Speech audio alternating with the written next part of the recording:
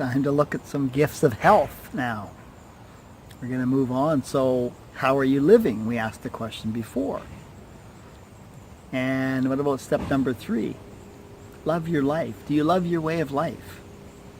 So love our way of life and be able to relate that into sharing compelling stories and looking around and noticing how much of your day-to-day existence relates back to all the civilizations of the world, not just to white man's land in Europe.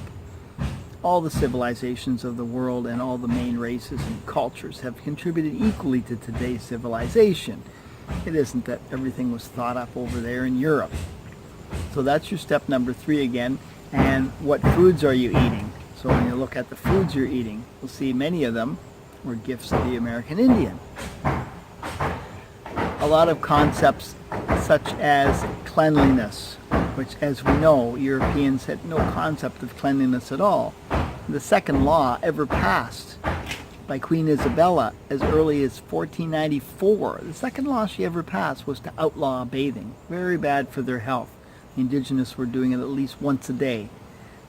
And that was an example of something eventually that was contributed to our way of life in Europeans, was the idea of cleanliness and hygiene, fresh air, community sanitation. We covered that a little bit when we talked about urban planning and having an area where the 2 different sets of pipes where the water was brought in and the sewage was taken out, and 1,000 people cleaning the streets, and that sorts over time begins to create a healthier and healthier type of person, citizen within their society.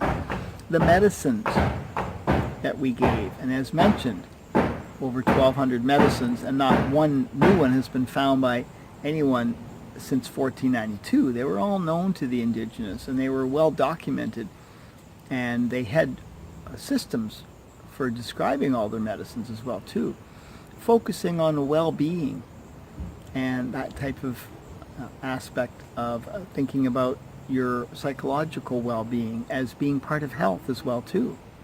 Nutrition. Now, they didn't know nutrition in terms of the science of nutrition the way we do today. It didn't exist.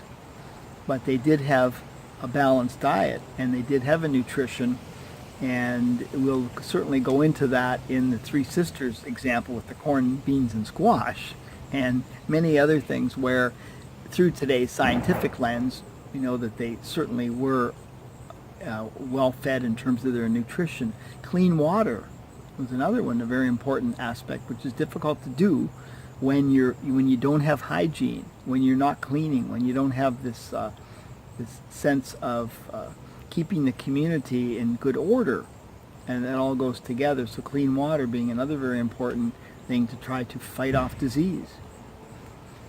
Okay, so we're going to talk about some health.